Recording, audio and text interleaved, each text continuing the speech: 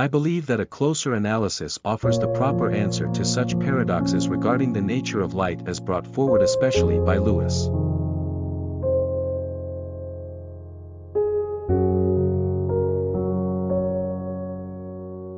Every valuable human being must be a radical and a rebel, for what he must aim at is to make things better than they are.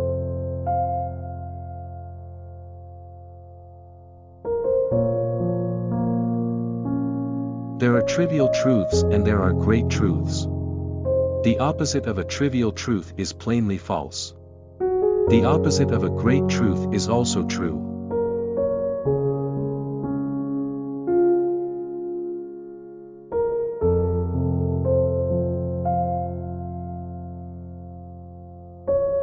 We are all agreed that your theory is crazy. The question which divides us is whether it is crazy enough to have a chance of being correct. My own feeling is that it is not crazy enough.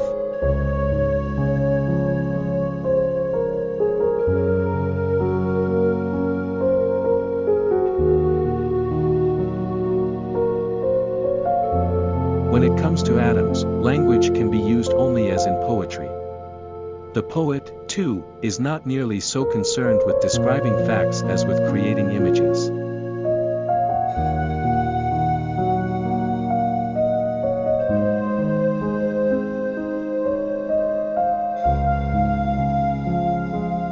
An expert is a man who has made all the mistakes which can be made, in a narrow field.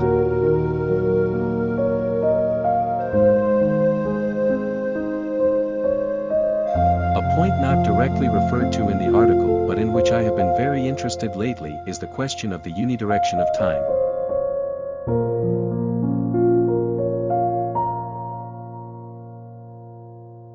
We have not only, as far as I can see, no basis for such a new fashioning so far, but the old, empirical concepts appear to me to be inseparably linked to the foundations of the human means of visualization.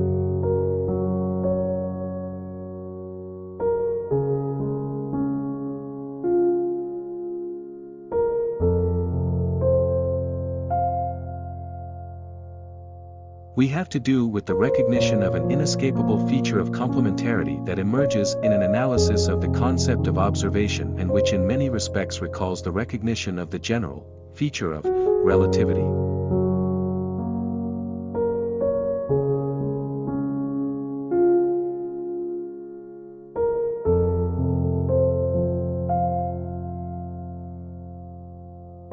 I believe that it is already possible to say that any application of classical concepts that permits an unambiguous definition may also be ascribed a physical interpretation.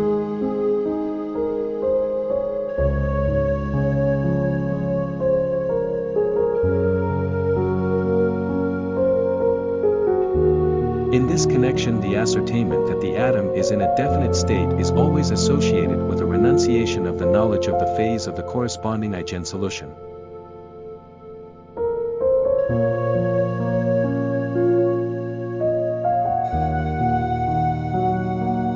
All knowledge presents itself within a conceptual framework adapted to account for previous experience, and that any such frame may prove too narrow to comprehend new experiences.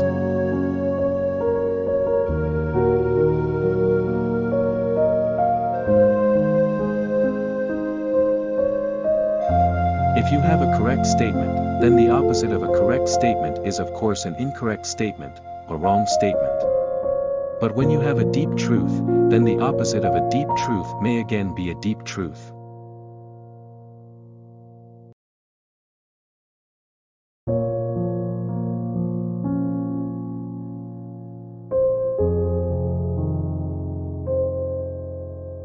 After the many years of struggling in the dark, I feel perhaps especially strongly the fulfillment of the old hopes, brought about by the new discoveries of yourself and others.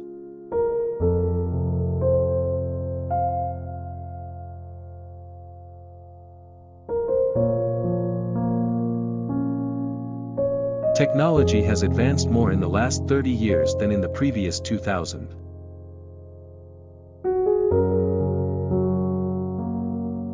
Our task is not to penetrate the essence of things, the meaning of which we do not know anyway, but rather to develop concepts which allow us to talk in a productive way about phenomena in nature.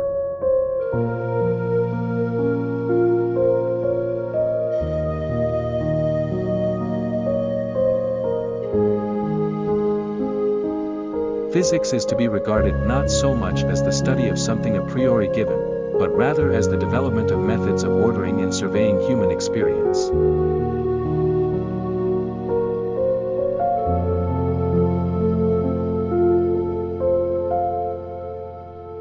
It seems necessary to introduce in the laws in question a quantity foreign to classical electrodynamics, i.e., Planck's constant, or as it is often called, the elementary quantum of action.